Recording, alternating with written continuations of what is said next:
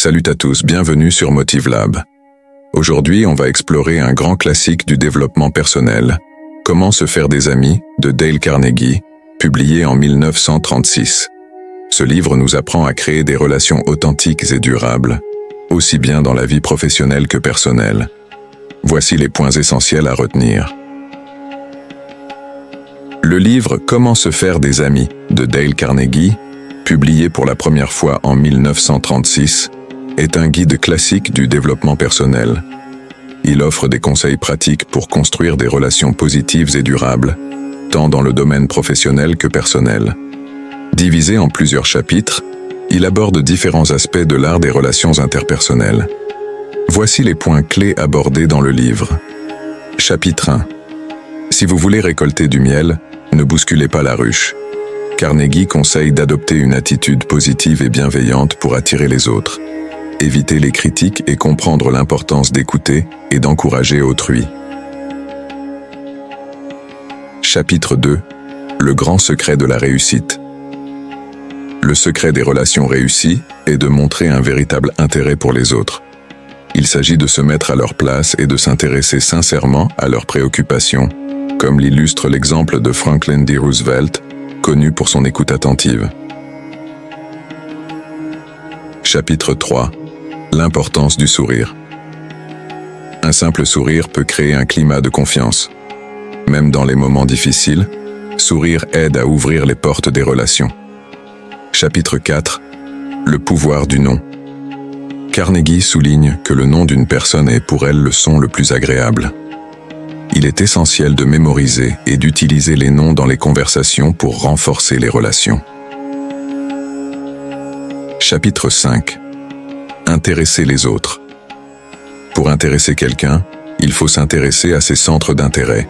En posant des questions ouvertes, vous engagez l'autre dans une conversation constructive. Chapitre 6. Faire sentir les autres importants. Les gens aiment se sentir valorisés.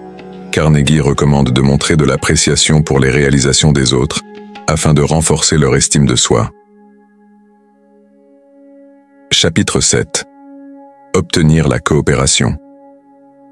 Obtenir la coopération des autres repose sur la compréhension de leurs motivations.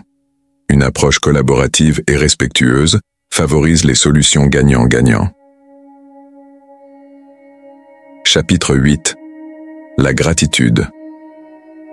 La reconnaissance est essentielle pour motiver les autres. Il est important de savoir remercier et reconnaître les efforts et les contributions des personnes autour de vous. Principe clé. Montrez de l'intérêt pour les autres. Écoutez attentivement, posez des questions et montrez de l'empathie. Souriez. Un sourire sincère facilite les échanges et crée une atmosphère positive. Mémorisez les noms. Utilisez le nom de quelqu'un, montre que vous vous intéressez à lui. Soyez un bon auditeur. Écoutez activement, renforce les liens. Parlez de ce qui intéresse les autres. Engagez des conversations sur leur centre d'intérêt. Complimentez sincèrement. Les compliments renforcent les relations quand ils sont authentiques. Admettez vos erreurs. Reconnaître ses erreurs montre de l'honnêteté et renforce la confiance. Montrez de la sympathie. Offrir du soutien dans les moments difficiles crée des liens solides. Chercher des intérêts communs. Partager des passions ou des objectifs facilite les connexions. Restez ouvert d'esprit. Acceptez les différences et cherchez à comprendre les autres. En appliquant ces principes, chacun peut améliorer ses interactions sociales, créer des relations plus durables et exceller tant sur le plan personnel que professionnel. Carnegie propose ainsi une véritable feuille de route pour mieux se connecter aux autres et réussir dans ses objectifs. Merci d'avoir suivi ce résumé sur MotiveLab. Si ce contenu vous a plu et que vous voulez continuer à progresser dans vos relations, abonnez-vous à la chaîne en cliquant sur le bouton ci-dessous. À très bientôt pour de nouveaux conseils et astuces pour booster votre vie au quotidien.